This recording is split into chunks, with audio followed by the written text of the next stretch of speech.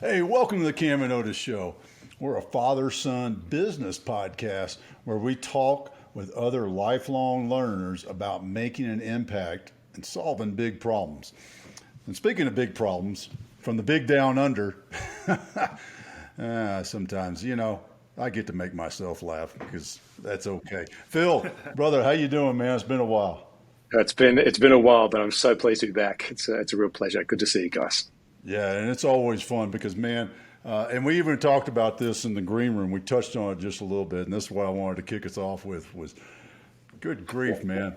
The shiny objects turn into actual projects. Yeah.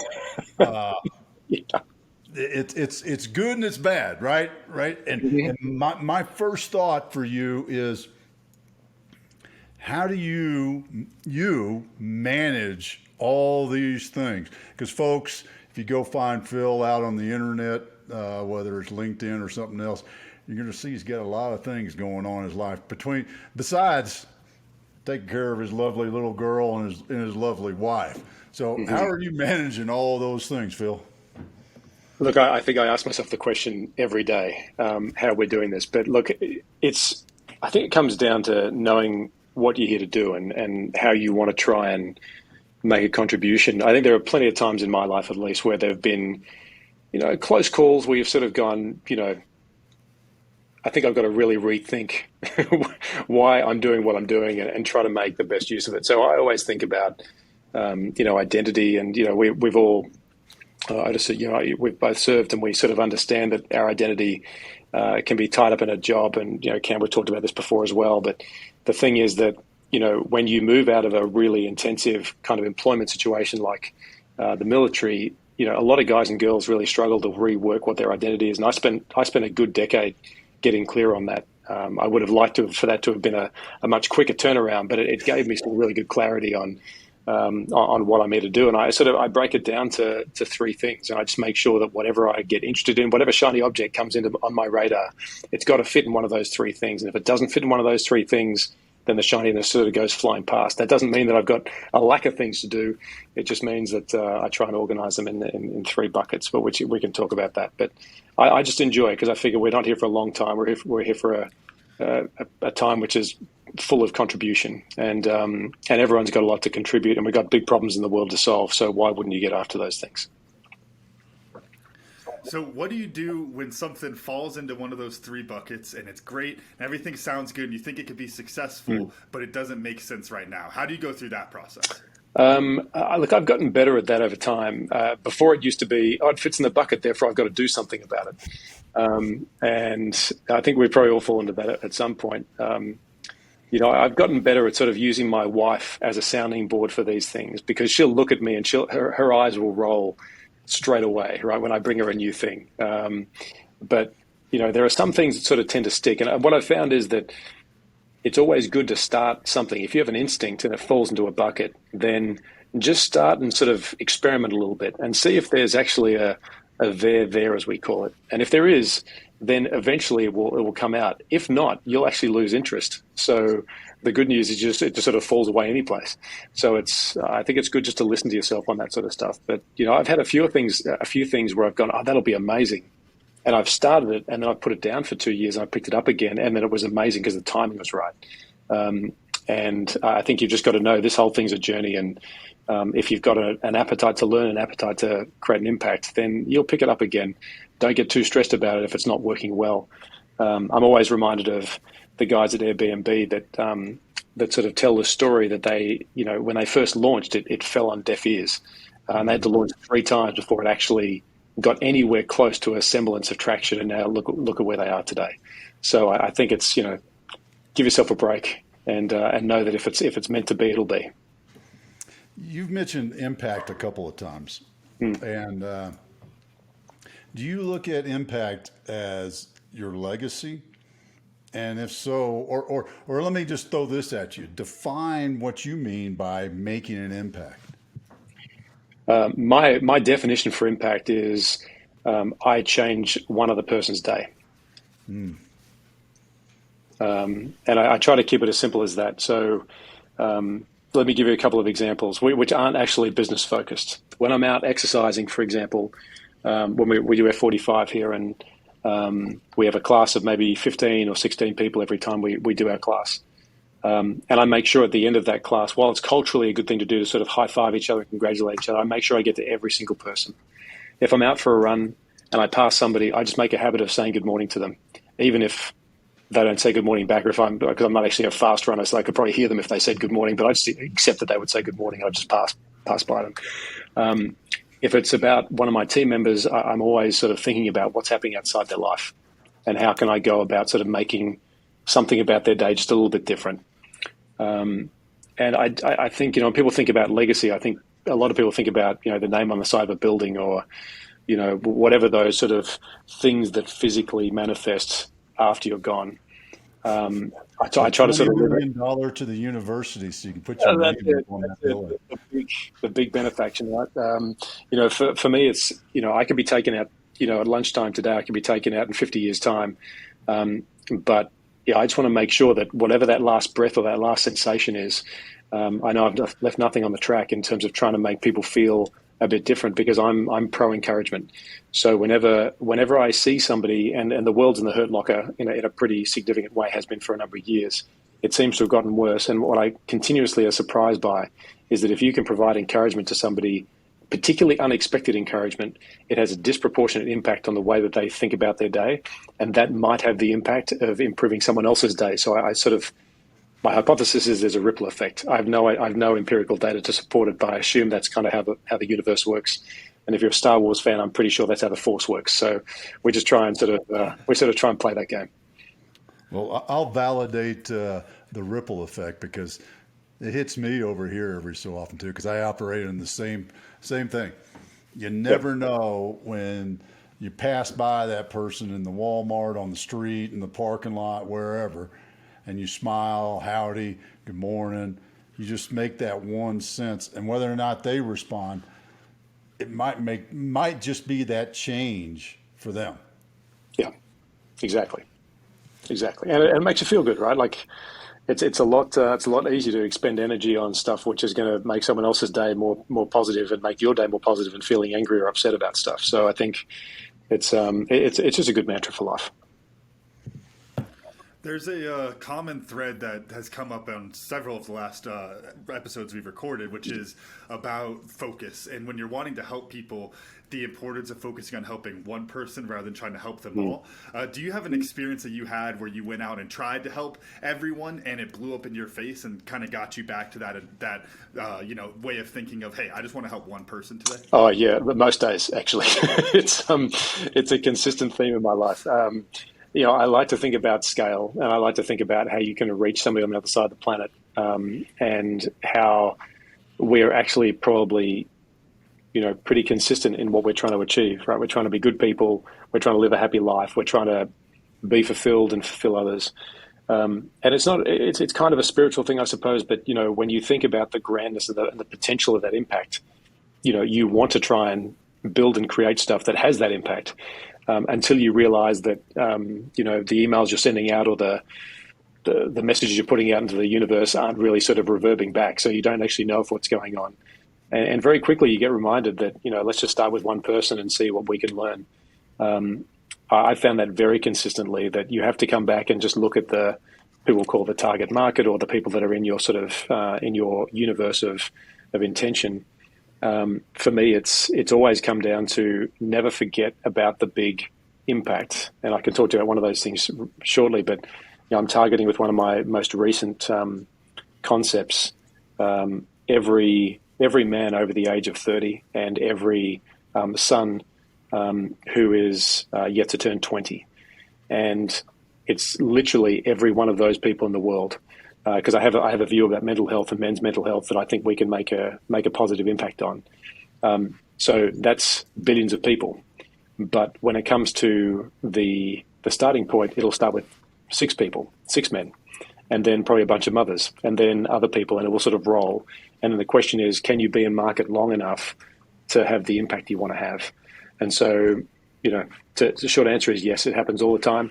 But as long as you've got a goal that you can hit, you'll never know if you're going to hit that goal. But you've got to be in motion on the idea, and that's kind of the intention. You touched on something, and I do want to get to that project, and maybe this will lead us towards it even better.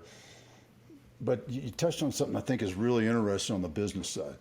It's the organic growth versus the, I don't know, you could even call it paid growth, but there's other methodologies. How do you weigh that because you've started a couple of new projects, and from my point of view, watching you start those, you seem to go in the organic growth mode. Yeah. So how do you weigh those options for those other business founders that are getting started up in that startup world of weighing that? Yeah, look, I think, the last time that you heard a friend of yours say, hey, listen, I've got this thing and you'd love it. And then for whatever reason, his or her description was excellent. And it was, you know what, I really need that. So there is no rocket surgery around this, right? That's just word of mouth. And if the person who made the thing that made that person buy it, that made them tell you about the thing, they've designed something that somebody loves. And now you love it. And this has been happening for generations before Facebook and paid advertising came along. So I think we forget that. We think it's, I'm going to put together some clever ad, I'm going to put it on a social media, I'm just going to pay for it, and it's going to reach people. And I think we just forget about the fundamentals. So for me, it's always about, am I creating something people love? And, the interesting thing is I have to be in front of the person to see if that's the case in the early days. So I'm looking for a chuckle, a smile, a non-verbal cue that tells me that's kind of cool. Because every product that actually gets carried, that gets sort of handed from one person to another message, it has to have an element of cool. And we all really struggle to describe what cool is. We just know it when we see it, right? And we sort of go, oh, that's cool. The number of times, if you think about the number of times somebody has said to you in response with it, and they're still trying to compute it in the real time, they'll say to you, oh, that's cool. That's what you're looking for in whatever it is you're creating. And you might not get that response from the first person, but my general rule is if you don't get that within the first sort of 25 people, then that's a pretty good heuristic that you're not really onto something. And you've got to listen to that and sort of go, okay, maybe we've got to retool this. Maybe we've got to find a different way around it.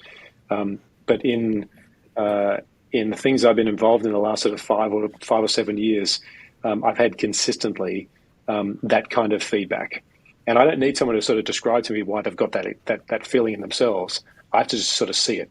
Because when I see it again and again between men and women, between older women, younger men, and all the other different sort of segments, you know that you're triangulating towards something that is interesting. And it might be early, right? So it might be that you've actually just done a great job of finding 25 people that like you enough to tell you that it's cool. You got to get outside of that group of people, right? And that group of people could be another 25 people that those people have recommended you to, and you're just learning as the onion sort of goes further and further afield. But I just find that to be something useful. And look, there have been plenty of projects where I've got no cools, and it's just been, man, this idea really it's tanked. This is not great. And you sort of go, well, at least I'm not going to spend 3 years thinking about it. I've got some early feedback. I'm not going to put it in the dump. I'm just going to go, I just don't think this is right for now. But if I find something in the future that relates to that project, there's no reason you can't dust it off again. So I think it's just the idea of not being the ideas guy, the ideas girl, be the ideas in motion person, so you can get a sense about whether there's something there that's of value, and be happy in that kind of state, because it's cool to have ideas. It's even better to see someone pay for them, and that's kind of the thing you want to get to, obviously.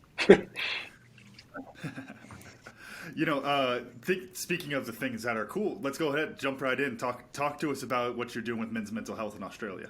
Oh, thanks, guys. So, look, I've been affected by poor mental health before. I had a really bad car accident actually in California when I was there in 2004, which nearly took me out. And it took me a while to sort of get past that sort of event in life. And there was a bit of post-traumatic stress as a consequence. And I remember what that feeling was like, and it took me probably about a year to sort of shake myself of that situation and get back on an even keel. what I noticed through COVID in particular, through all the lockdowns and all the things that all different countries had, was that there was just a supernatural pressure applied to families, to individuals, to a bunch of stuff. And it's obviously still playing out right around the world. We have two young girls where, they're at the time they were in kindergarten and in the second grade. And we had to homeschool them for essentially 2 years. Now, I don't know about you guys, but I've never been trained in how to be a teacher, particularly for somebody who is learning how to read and write for the first time and doing that via Zoom. So to every parent who's listening, who is just going, oh my God, I'm still rocking back and forth in the corner, I'm with you, I hear you. When we ended up trying to sort of think about how we were going to be good to my wife and I, how are we going to look after each other, because we didn't know how long this was going to go for. We still had to run our companies at the same time. And we had this situation where I do the morning shift, she'd do the afternoon shift. But because we still had to work sort of 14-hour days, we was just running through this sort of 6 day a week, 100+ hour weeks for months and months at a time. And we were just breaking down. We just didn't have enough energy for it. So I decided that I needed a shed. So I don't know if it's what it's like in the States. We have this thing in Australia, which is I'm going to the shed, and it's sort of a well-accepted turn of phrase where a man leaves the house and goes to a shed and does things in the shed that no one really knows. It's usually not productive, but it's usually not anything sort of sinister either. It's just sort of time by yourself. So fast forward to today, many men don't have a shed anymore, right? There's just not, we live in urban areas. There are no sheds. There's no land for a shed. But most of us have a laundry room. And so I ended up sort of spending more time in the laundry room because, one, I needed just a break from my family, to be honest. And I also just needed to feel like I was moving in a good direction. And in that case, it was just getting the family back into clean laundry. And so I just built a process around it. I kind of really enjoyed the time. I worked out how to put a bar fridge in there. I worked out how to put a TV in there. I worked out how to sort of make it my own little sort of man cave. And so I decided, after sharing that with a bunch of guys, I decided to create a small business out of it. It's called The Laundry Guy. And we sort of just have a lot of tongue-in-cheek banter about laundry, and we sell some products and stuff. And it's all really there to help men realize there is a role you can play. You can carry the load for your wife. She doesn't have to be doing it all the time. And actually, good news, you won't get in trouble for doing the laundry, right? You'll never get in trouble for doing the laundry, but you'll get your own time. So that's kind of what we do, and it's really just about quality thinking time, which I think everyone could do a little bit more of. Whether you're doing the laundry or not, it's a different story. But that's what we've opted for, and it launched about a month and a half ago. And it's been pretty successful so far. So it's one of those fun things that doesn't feel like work. It feels like you're making a really significant contribution. And when I see all the reviews come back and everything else, it's nice to see you've made an impact. Oh, that's awesome. Yeah, and something that has to be done. Right. Right. I mean, either you're doing it or you're paying somebody to do it, right? It has to be done. Heck, even if you take it to the extreme, you're throwing out the clothes because you wore them once and you're buying new clothes. You still got to do something, right? So why not use that time and space? So that's I do have to admit, in all my years of man cave analysis, I have yet. This is the first time I've heard the term washer and dryer and man cave used in the same room. So good on you to be innovative, brother. That is. Well, all I can say, you got to fit these things out, right? So whatever your shed looks like, or whatever your place you love to go looks like, all you got to do is bring it back into the laundry room and just say to your partner or your wife, whomever, look, I'm taking over this room. This is a somewhat hostile takeover. And if you want the laundry done, you have to think about it again. I got to fit this place out to make this fit for purpose, and you just do what you got to do. And that's kind of the fun of it. So is cricket on the television or rugby when you're in there with the laundry? I mean, you never just watch one sport, mate. I mean, you can watch as many sports as you like. Just split the screen and watch two things at once. It's totally fine. You can make a sports boat of this place. It's totally fine. Love it, man. Oh, I love that. And I think it's interesting. You're talking about like the quality thinking time, which is such a big component of it. But I think it's funny because you zoom out and, laundry's an example. But when you think about, the shed and a lot of things that men do, the activities, the yard work, and these different things, they're very therapeutic because it's just simple activities that you're just thinking the entire time. That's it. I remember having this thought years and years ago, Dad, when you had me mowing the lawn, and I was like, "This is like I'm sitting next to a freaking engine. I can't hear anything, but yet it is such a moment of clarity out there because you're just working, you're just going through this simple repetition." How much? Because I know you got the science side of it, Phil.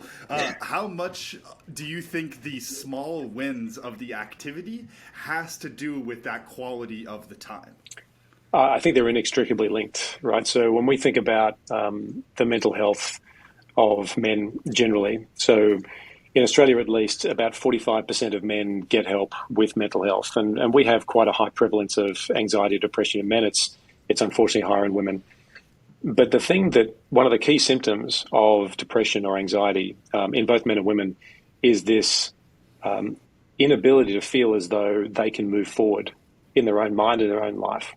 And so when you think about this function of laundry, I know it seems like such a strange thing to jam these two things together, but every week we have to do laundry, and there is a gigantic pile of laundry, and it requires a process, and that process is sort of sorting, washing, arranging, and sort of just going, hey, like I did it, and sort of a bit of triumph.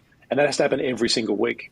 So for me, that takes me about 5 hours to get done. And that's 5 hours where I can think, I can do, I can, at the end of it, sort of go, look, I'm done. Like this is a good thing for my household, a good thing for me and my own mental health. And even if I'm having a tough week in my day job and my sort of more conventional activities, I can actually get the time to decompress. I can journal if I want to. I can listen to a podcast episode. I can watch a game. And I can have a beer while I'm doing it, right? And no one has to know. Yet at the end of it, the process consistently delivers a really positive outcome. So I think from the momentum in life and a sort of a mental health basis, it just gives you a sense that you're doing something that's contributing.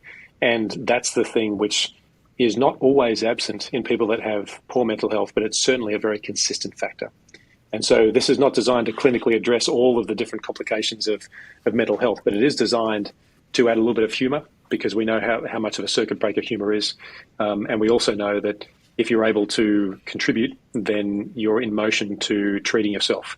And that's the same way that we sort of see in our veterans when we sort of prescribe them, instead of medication, we prescribe them very consistent exercise regimes. It's just about better than an antidepressant doing exercise. So we just picked up that activity and sort of gone, well, maybe it's better just to be doing something, and that could be something that needs to be done very consistently. Maybe that's an answer. We don't know that to be true, but it's a pretty strong hypothesis. So we'll see in the next year or so how that plays out. And I agree, the hypothesis is there because it's a combination of things, individual things that you're putting all into a single play. The time alone, to be with yourself, to be with your own thoughts and clear your own thoughts in your own head. But it's not just sitting there drinking a beer, and watching a sport or whatever. Right.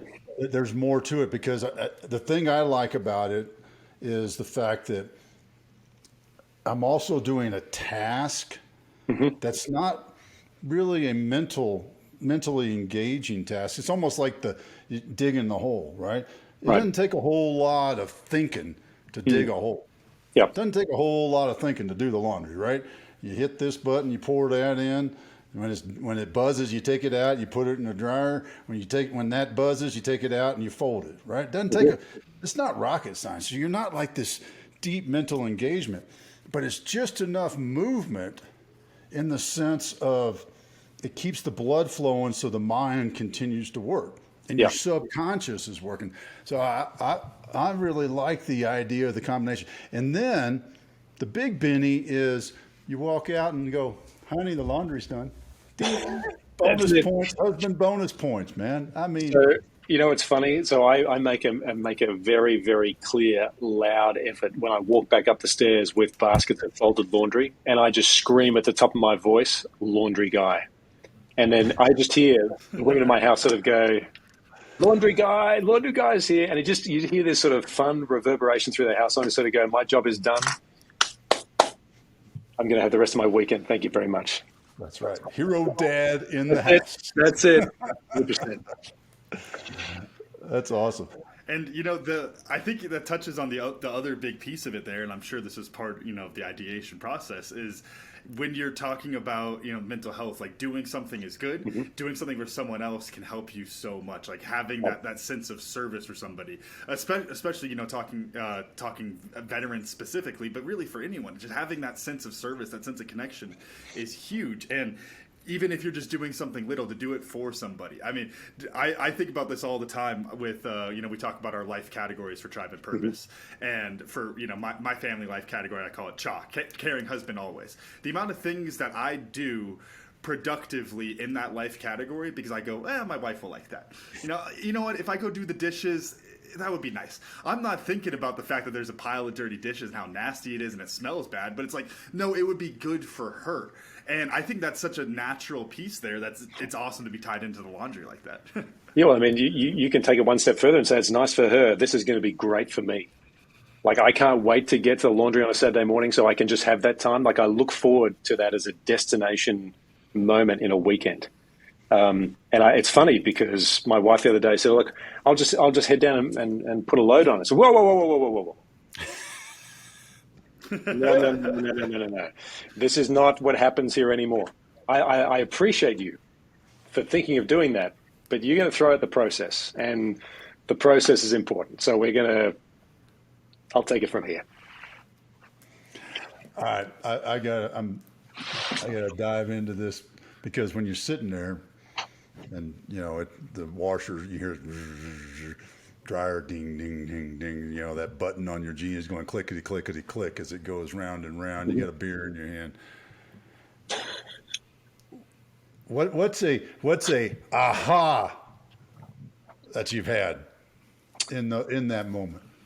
It's so normally I'll have noise cancelling headphones on because I'm listening to something, right? So I'm not hearing the laundry noise per se, but what I end up doing though, I was listening to a podcast episode the other day by Brene Brown, and she had one of her episodes it had a particular topic, and it was about trying to decipher why somebody would feel as though other people in their lives are not doing their best.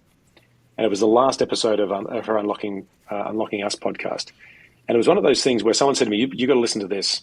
Because we were struggling with a particular personality in one of our universes. And it was, all right, I'll have a listen to it. And I remember listening to it for the first time and just thinking, wow, there's something really important there. But I had to listen to it again to sort of just let it wash through a second time. And, whether you like her work or not, when I was going through it, I had the time to listen to it a second time. And then I pulled out my notebook as I was going through and I thought, my God, she's nailed each of these bits, and she did in this sort of amazing storytelling format that I can probably use myself to deal with the issue that I got to try and deal with. That was causing me in the last sort of 3 weeks an enormous amount of stress in my day job, and I was searching for this antidote or this action I could take to try and solve this situation, and it came. But I needed the time. Like if I was listening to that in the car, for example, or on a run, I would hear it, but I wouldn't listen to it.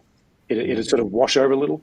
And so the chance to sort of press play again was just a complete light bulb moment. It was quite extraordinary. And I've had many of those semi-accidentally, but it was because I allowed myself to have the time and space to sort of consume the content or whatever it was. Now, sometimes, Otis, I watch a game and it's just like I'm watching the replay of the game because my buddy said you've really got to catch up on that game. And now I have it. Now I feel like I'm back in sync with the boys. I can have a chat about the game now, even though it's late. I got the context. So it's not always about trying to find a functional response, but it's a great way to sort of play catch up. And so I've had, I think, most weekends I would have something like that happen to me. But I think it's because my brain opens up because I have the time and space slot to enjoy the time and space, right? And it's not something that I've got to sort of, it's not a labor, and it's not something I've got to sort of be begrudgingly leaning into. I reserve the time to do that kind of thinking. And sometimes I'll just sit there doing nothing, and that's fine too. You know, the term that keeps coming to mind for me is the designed stillness, and how important having that stillness is. And what I'm curious about is, now that you have this, you know, I don't know if you do it all in one day, you know, you clear out a chunk of your Saturday, but having that big chunk of stillness at the laundry, do you find that it replaces the daily need for that? You know, it's like you need the 15 minutes to get your head straight after work or before work. Do you find that because you have it somewhere else, it kind of builds into your week that way? Yeah, it's a good question, Cam. Look, I think, excuse me, I move and exercise every day. That's a really important part of just setting myself up for the day. The laundry thing is just sort of a nice additional benefit, because when I'm working out, I'm just trying to breathe, to be honest. So I'm just trying to survive.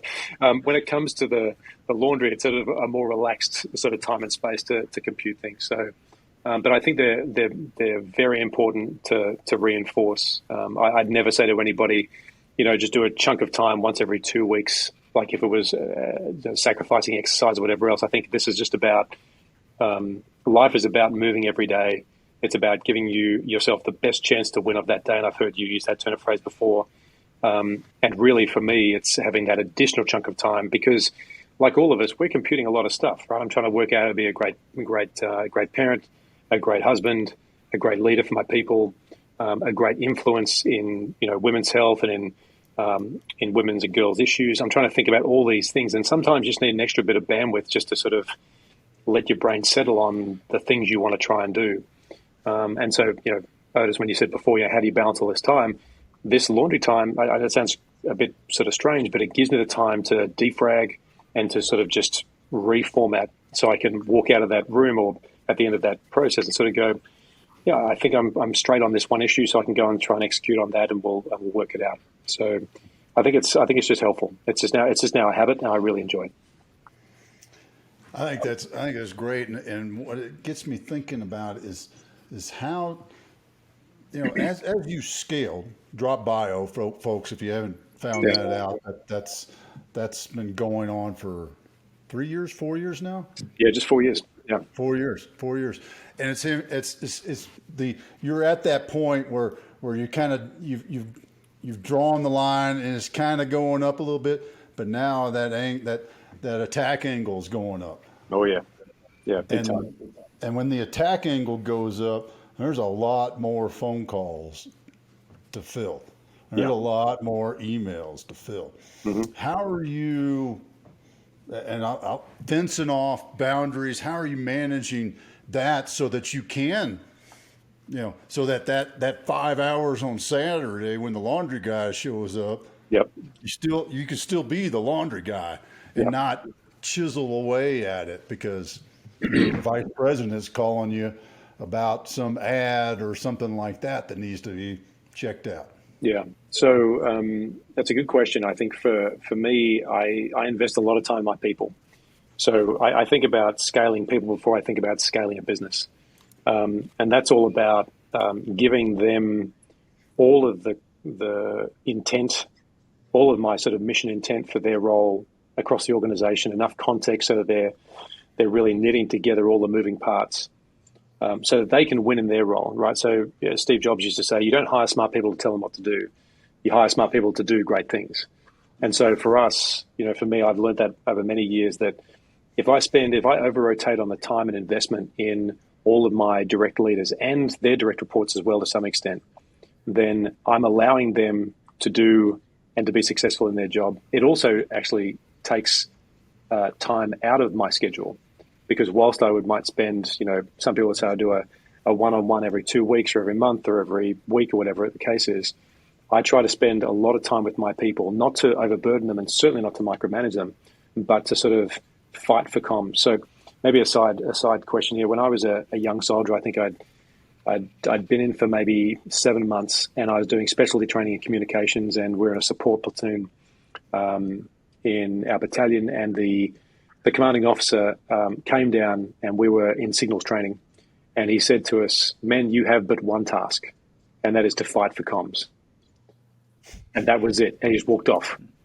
And it was like, I sort of looked at my buddies and it was like, fight for comms. Okay. And then what became really clear beyond the technical skill set required to connect radio communications and to make sure that you could speak clearly and that you had concise communication was that was a massive life skill. So when I come into any of my projects or even and drop by, given that's my prime mover, the thing that I wake up every morning knowing, and it's almost as if it's painted on my ceiling in my bedroom, fight for comms. Because whenever that falls apart, whenever you can't, whenever one of your team doesn't have the right context, whenever a decision needs to be made and you can't be there because you're on a plane or whatever, they need to be able to know that whatever you've given them was everything you've got and that you've given them the full package. So now whatever decision they're making is a bet and it's a risk-weighted decision as an owner. And then they can explain to you why they made the call. But the only way that that call can be made is if you've found a way to communicate as much as you can to them so they've got the full enough picture to make the decision. And when it comes to boundaries, making that investment in people means that they then respect your time because they know you've got other things to do. They know that you're trying to do deals and you're trying to expand and do all the things you need to try and do. They're armed with what they need to do so they can do their job properly. And I'm always surprised about how many people think that's a good thing to do, but as a leader never do it. They just assume that when they bring in a person that they've got a skill set and the knowledge and the context to go and conquer whatever it is, the sales channel or their marketing or their product or their ops or technology, whatever. And the reality is in a moving market like us, where we are one of the specialists in at-home healthcare, our market has been created in the last 4 years and largely as a consequence of COVID.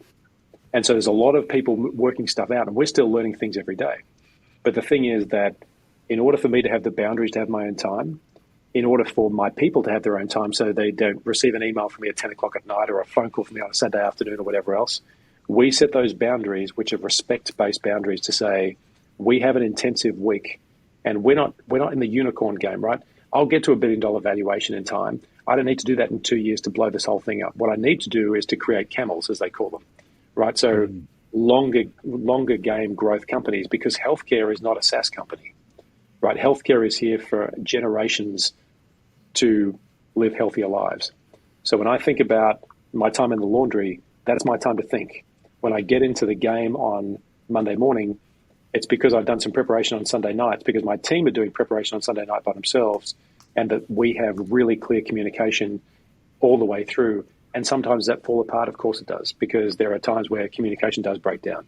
But for the most part, we fight for comms so that everyone's boundaries can be respected, so that as they're having a great week or a bad week, they can look forward to their after hours and weekends, knowing that they'll still probably work 80 or 90-hour weeks, but they do it on their terms because they've got the intention, they've got my mission intent, they've got their intrinsic sort of motivation, and they can just get their jobs done. And we look for that every time we make a new hire. That's why we sweat every single hire, because it's difficult to find that in people. So it's a bit of a roundabout way of explaining it, but I think we keep boundary by making sure we have clear comms, the mission intent is very, very clear, and that we don't just assume that because we said it once, people get it. Thanks for listening to this episode of the Cam Otis Show. If you're enjoying this conversation, then make sure to share it with other lifelong learners in your life so they can enjoy it too. Stay up to date with the show on Facebook and Instagram at Cam Otis Show, and subscribe to our channel on YouTube so you're the first to hear about new episodes and other special content. Now let's get back to the show. Yeah, there's so many metaphors, I guess you could call it, in that sense of fight for comms, and that's one of those. It's one of those guidance statements from the boss that you just love getting, right? I had one similar to that in Afghanistan. My boss said, "Don't F it up. Call me if you need help." Yeah. I tried that once in a non-military context. It didn't land well, so I just sort of adjust for that. But it's the intention is still there for sure. How do you? And speaking as a leader, then and not in the don't F this up type way, but how do you try to replicate that into the civilian world then? Because I do think, whether, I'm thinking from my rugby world and coaching there, you two as vets, very different, but there's this similar type where there is a culture, there's a language that if you take that out of there, people aren't going to quite respond the same way. So how do you translate that without losing the effectiveness? I think we try to think about, so we go right to the other end of impact. And again, there's that word again. So in the context of Drop By Health, we've found a way to get into people's homes where we can send them little kits where they can collect blood samples at home, send them back to our labs. And we find over time that we can explain things to them and their clinicians that conventional healthcare can't explain.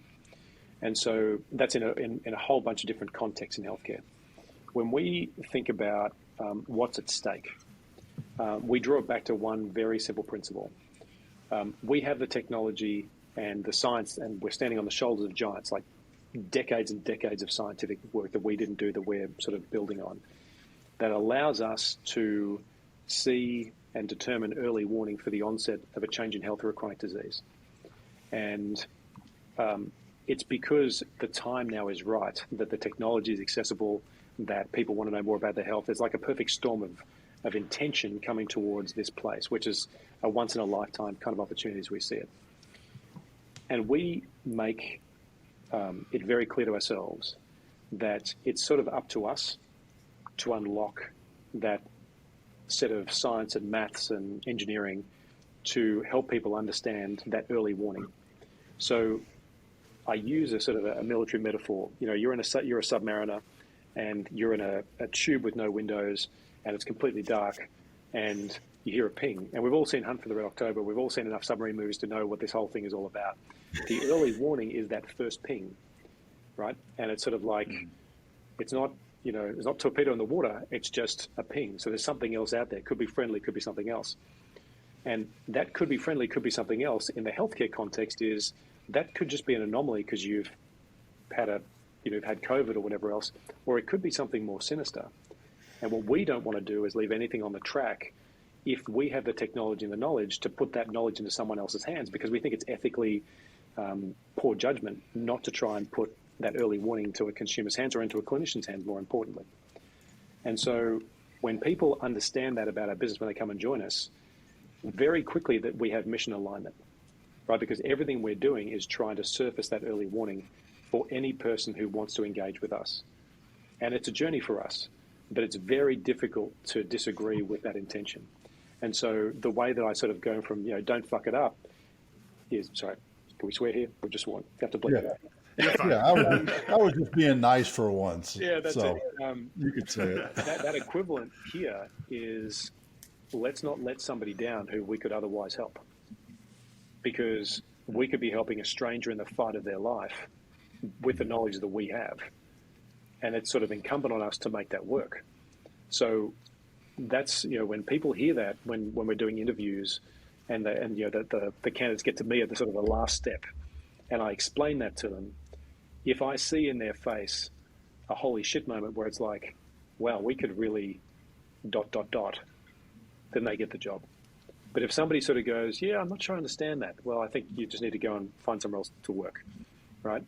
But the thing is, for us, we align around this idea that for the first time in human history, we have the chance to unlock the body's natural early warning system. And for us, we think that's a pretty good spend of time. And it takes a lot of skill sets, a lot of capital, a lot of stuff. Like, there's a lot of multi-dimensional aspects to make all of this work. And we've spent the first couple of years trying to work out if we had a thing or not, which was a bit difficult to work through.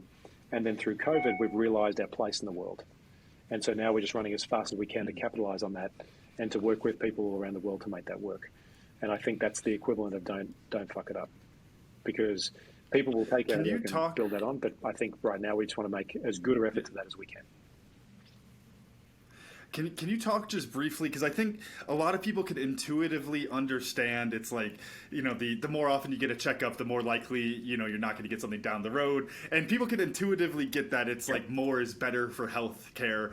But it's hard to really wrap your head around what that really means. Could you speak a little bit more, maybe empirically on that? Yeah, sure. So we find that in developed nations, type 2 diabetes is a really significant issue, driven by a whole range of, frankly, poor diet choices and poor education around diet choices, and also just a lack of movement. And in Australia at the moment, I think it's either 1 in 2 people are either pre-diabetic or type 2 diabetic. And I think that number is about the same in the US. So type 2 diabetes often doesn't just happen. It's a journey. And so when you think about somebody who is diabetic, there's a very simple test to determine, and the health standards are very clear on this. You have a particular marker that gives a particular reading, you're diabetic. And there are other ways to measure that as well, which show that you might be pre-diabetic, or that over time you might be trending towards type 2 diabetes. If you measure this frequently enough, and I'm not saying every day or every week, even every month, I'm saying every quarter if you're at risk, right? You live in an environment where your family has just been eating the wrong stuff for a long amount of time, and you've just decided, I just don't want to do this anymore. I don't want to suffer the impact of being a diabetic and then maybe even getting COVID and then maybe having other complications down the road. I want to change that. If you're pre-diabetic, for the most part, you can make lifestyle changes and reverse your path to type 2 diabetes. But what you need to have in your hands is data that shows that the intervention you're creating for yourself is actually working. And if it's not, to try something else, but to keep measuring it. So you're not sort of going, I'm feeling better. That could be great. But if you've got underlying data that shows you that actually you're making great progress, and you've reversed the tide, then you've just saved your life, essentially. Right? And so the ability for people, there is this concept of over measuring, and people can just get over it, right? Like, it's just, how many times can I have a blood test? And how many times can I get a scan and everything else? The reality is you don't have to get it done that frequently, but it does have to be regular. And if that was to be once every half year, once every year, once every quarter, then we've found ways to make that very cost effective and frankly, pretty convenient.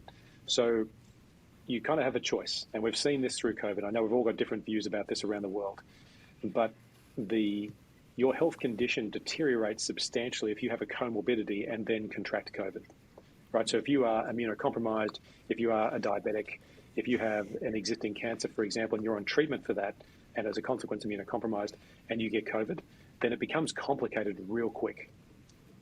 If you are relatively healthy and you get COVID, vaccinated or not, for the most part, excluding those who have sustained symptoms that we now call long COVID, then you can probably recover over time and you'll be relatively fine. But the problem is our lifestyles have driven such a strange set of behaviors around eating the wrong stuff consistently, maybe drinking a little bit too much, not exercising as much as we did. We're putting on a couple of those pounds, and before you know it, those pounds have turned to something very out of control, and you're sort of at a doorstep. And the question is, for a lot of men of our age, we've turned around and gone, actually, I'd like to be fitter. I'd like to be stronger. Hell, when I get to the beach, I'd like to take my shirt off and sort of feel semi-proud about it. I can't do that if I'm just going to continue letting life play out the way it is. And now I have complications. That complication is, if I get chronic disease, not only is it becoming more expensive to treat, the treatments are evolving, but maybe not quick enough. And then I've got my family to look after, because now they're going to start having to look after me. Right. And so then it becomes a very different set of sort of societal problems that we're now dealing with, particularly in the States, but also in Australia. So, for us, Cam, it's, how do we put that data into people's hands? And what the interesting byproduct of this is, kind of a bit laundry guyish, is that when we find that a husband and a wife or partners use a service like ours, and you could use an equivalent in the States, but if you do it together, right? So we do finger prick blood testing. Your kid arrives to your home, and one Monday morning, you're fasted, you sit on the kitchen bench, you both prick your finger, you put the blood in the tube, you put the thing back in the post, you send it back, and then a couple of days later you get your results. When was the last time you had a conversation about the same blood test you had with your partner? To sort of go, hey, how healthy are you? Hey, look, I got sort of this up and I got this down, and we're sort of a little bit out. Maybe we should, that recommendation says at the bottom, like, maybe we should try doing this together. All of a sudden, speaking about being sort of kind to your wife, it's, maybe we can do this together and have a conversation, because the healthcare conversation is usually very male or very female, or in same-sex couples, it's all very individualistic. So if you're able to bring that together, it actually adds another knot to the relationship, because you can support each other because you have the context about each other. And we call that a network effect in terms of family unit healthcare. And that's a really important thing, because as soon as a woman, particularly who is going through, say, perimenopause or menopause, is able to sort of show this is what's happening to me, and the partner sort of can go, so what's this, and what does that mean, and what does that mean? Even that level of curiosity brings those two people closer together. And it just makes for a much more sustainable sort of relationship. Now, again, that's a hypothesis that we have, but we're seeing it play out in real time in the work that we do. So, from our point of view, I think it's just a really interesting time to be having this kind of healthcare conversation. But it can be complicated. Not everyone is facing. Usually, most people don't have a family where everyone's healthy. There's often somebody who is not.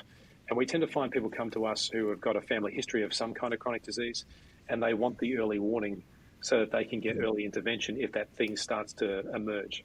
And that's a big part of our scientific discovery work at the moment. How do we confirm those early warning signatures, as we call them, to actually do something productive with them? And that's a journey, but it's a really fun journey.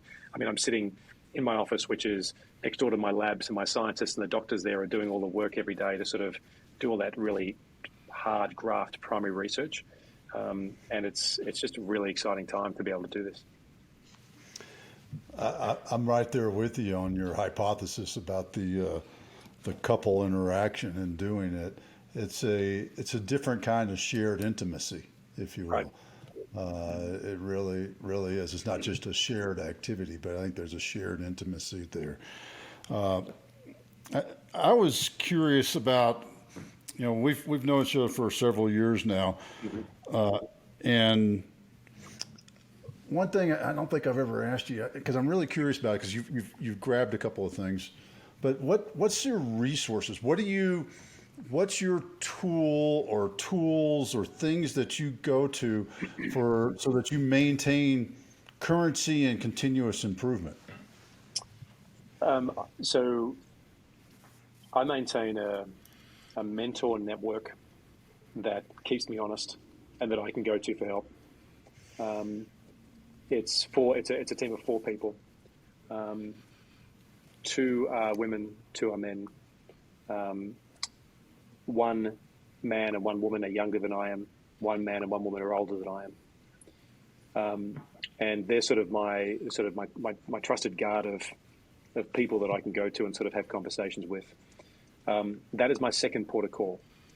My first port of call is my wife, and she is a ridiculously and insanely accomplished woman. It would take me another hour to read through her level of accomplishments, and if you were to sort of stack us up next to each other, it'd be, wow, you've got some catching up to do, bud.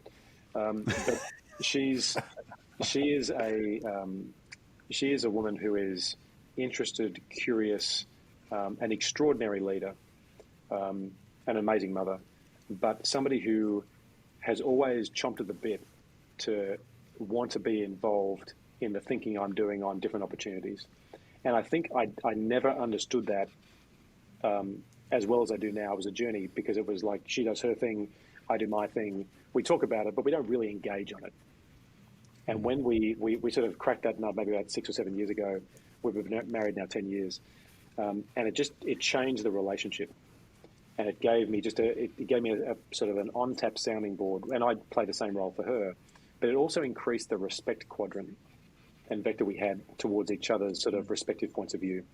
And so that's point number 1. Point number 2 is, like I said, with my mentor network. And then point number 3 is the time and space aspect, right? So it's, laundry guy is just a good thing to sort of wrap a label around the time that I need.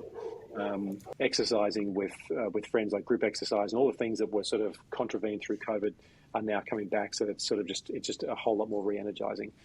But they're my sort of 3 mechanisms, and I think I encourage everybody to have that. If you don't have a partner, then that's something you can work on. But when it comes to the mentor network, everyone can have that, and we just have to get rid of the pride that we think that we are trying to maintain by not having people we can ask help from.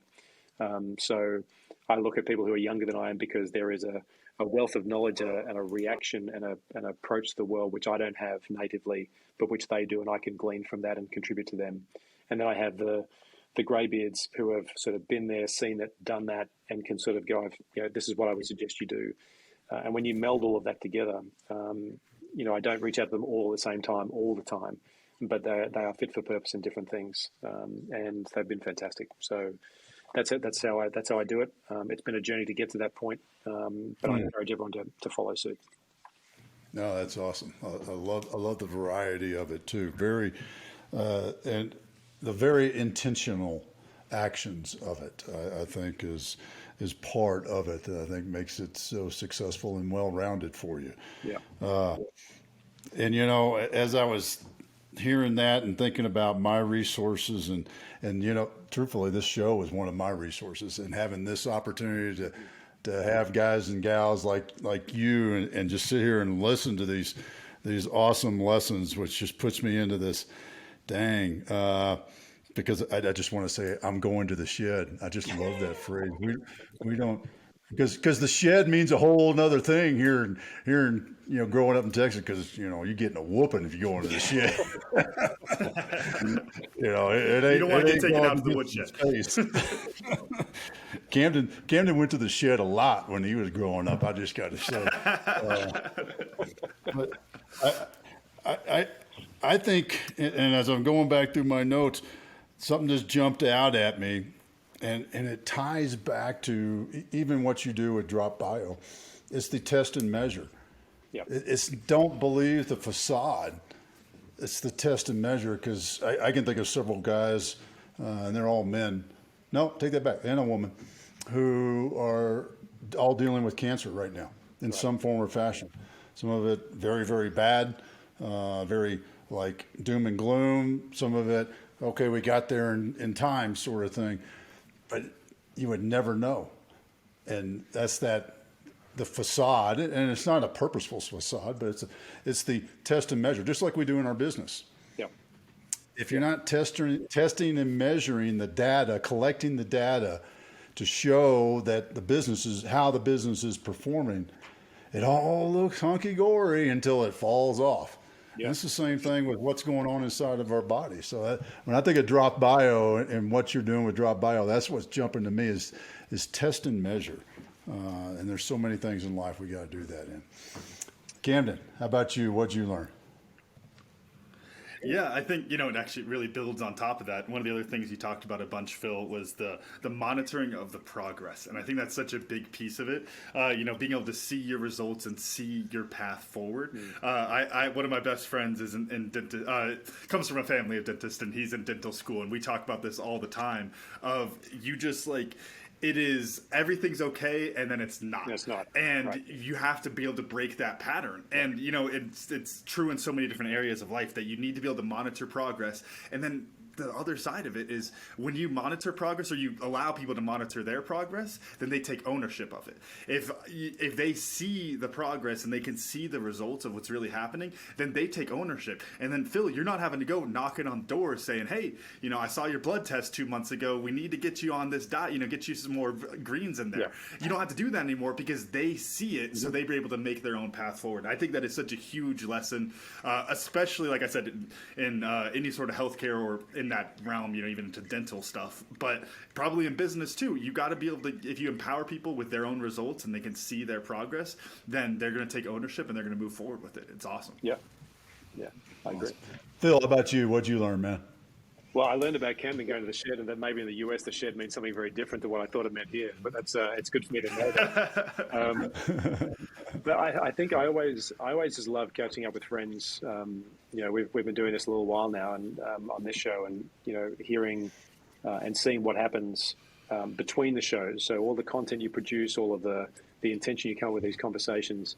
I learn more by having that in my feed and being able to sort of check in and listen to these conversations. Yes, in the laundry, because it's one of those things that just gives me a sense of connection. And so beyond learning, I'm just grateful for having that sense of connection with you guys and being able to share some of these fun journeys, because there are just so many people doing so many good things, right? And I think it's very easy if you just spend even 20 minutes on a news channel someplace to get very dismayed with the state of the world. But there is goodness happening all around us, and it's just up to us to actually see it. So I just want to thank you guys for doing what you're doing, and stay emotional, because it's an important contribution you're making. So I'm really humbled to be part of it. Oh, thanks, man. Thanks. Appreciate Well, Phil, that. if you're up next time you're up here in the U.S. and you're in a bar, or somebody bumps into you, they offer to take you out to the woodshed, you just walk away. Right. Okay. Right. I'm going to go to the laundry. Can we go to the laundry instead? Yeah. Is that a better place? Yes, that's a bad comedy sitcom right there. I could see that already. Phil, how do folks find you? Sign up for Laundry Guy, see what's going on with Drop Bio. Yeah, I appreciate it. So you can find me on LinkedIn. It's probably the best place where I'm most active, Phil Hayes St Clair. And then laundryguide.com, if you look that up, or dropbiohealth.com is what we do in healthcare. So love to have you on board. We ship in Laundry Guy all around the world. We're domestic in Australia at the moment for Drop Bio Health, but we'll be there soon enough. So looking forward to it. Awesome, man. Great seeing you, brother. Looking forward to catching up some more. Great time. We really appreciate you taking a chunk out for us today. Thanks for your time. Really appreciate it. Camden, run us out. All right. Thank you all for listening to the Cam Otis Show, and a special thanks to our guest, Phil Hayes St Clair, for joining us today. If you enjoyed today's episode, make sure to pass along to someone else so they can enjoy it too. Make sure to follow the Cam Otis Show on Facebook and Instagram. And you can watch full videos of the show on our YouTube page. And while you're there, make sure you hit that subscribe button too.